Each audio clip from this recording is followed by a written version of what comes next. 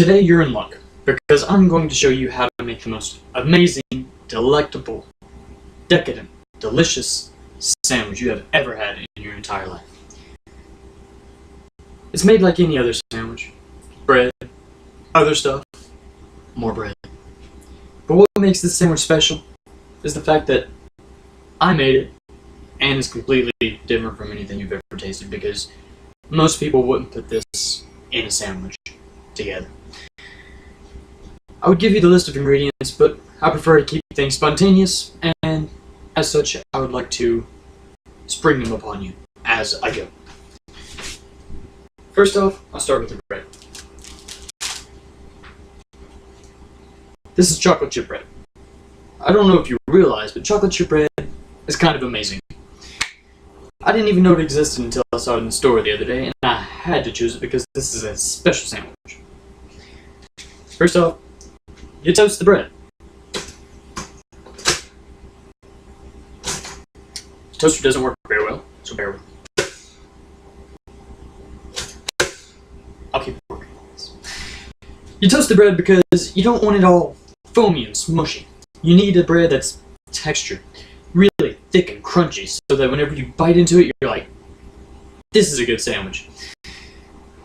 After I finish toasting this bread by hand, it seems, I'll show you how to finish it. I've got butter, hydrogenated oil because I can't afford real butter, and it comes next. I would suggest using multiple butter knives because most people don't like butter in their peanut butter and peanut butter in their butter, and there's a lot of other ingredients that you don't want to mix together like this because most other people would find it gross.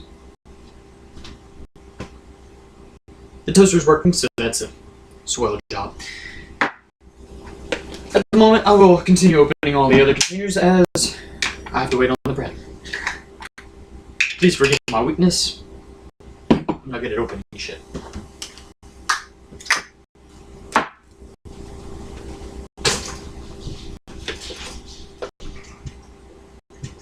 The bread will be extremely hot and probably hurt your hand, but try not to scream like a little girl. Next, you butter the bread. Not that much butter.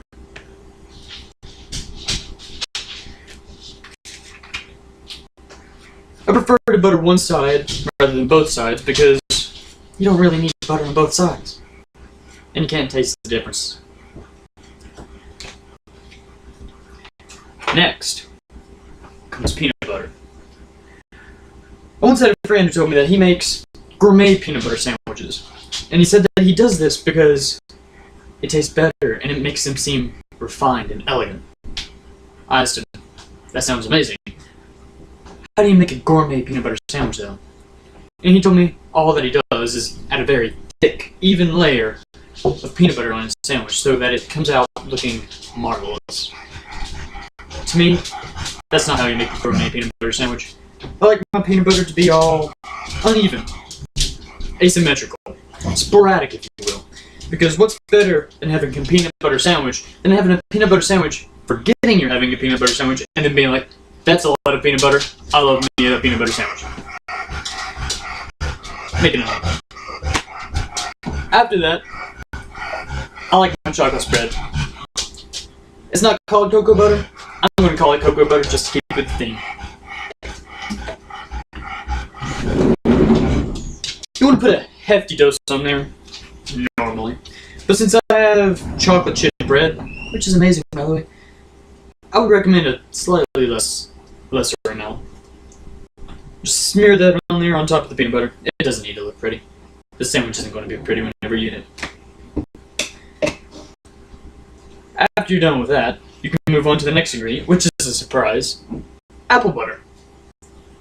Get a different knife. The thing about apple butter is it's extremely saucy, and as such, probably not good with butter knife. Just pour some of that stuff on there. It'll work its way out. Kind of smooth it out because you don't really want a sandwich that's completely messy, only slightly messy. Once you get all that good, get rid of the slop, put it back on the plate. Now, At this point, your hands are probably really messy like mine, so a quick wash up might be recommended.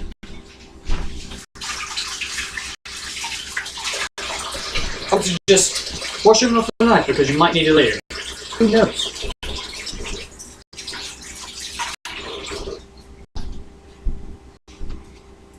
Next is something that I came up with just on the spot because I saw it in the fridge and I thought, why not? Whipped cream is best on pumpkin pies, but I like it on anything. It's really good. I'd recommend putting this on the buttered side rather than the apple butter, peanut butter, and cocoa butter side, since that's a lot of stuff. Now you're going to say to yourself, this is kind of like a fluffernutter, but it's not. You've got apple butter. You can go ahead and put it on there. There's nothing there. It's just a regular old sandwich with a lot of stuff on it, and it's really messy. If you try this now, you're going to be unimpressed, unhappy, really irritated, and completely bored. Don't do that. Wash up again.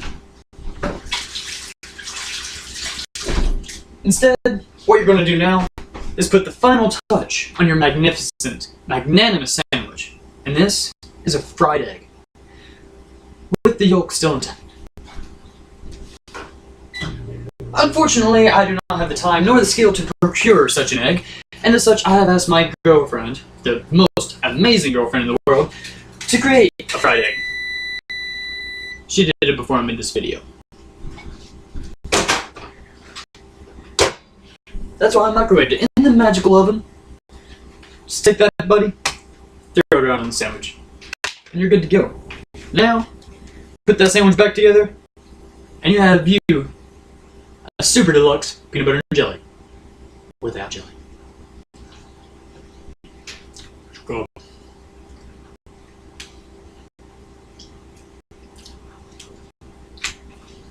Now, a couple things you need to remember about the super deluxe peanut butter and jelly without jelly is that if you eat it too fast, you will get sick. If you eat too many of them, you will get sick. And I would recommend not eating more than 1.5. And this is after a decade of experience with eating peanut butter and jellies without jelly. Then you might say to yourself, what am I supposed to do with the extra half a sandwich because I need 2? Easy. Throw it out because nobody likes that stuff.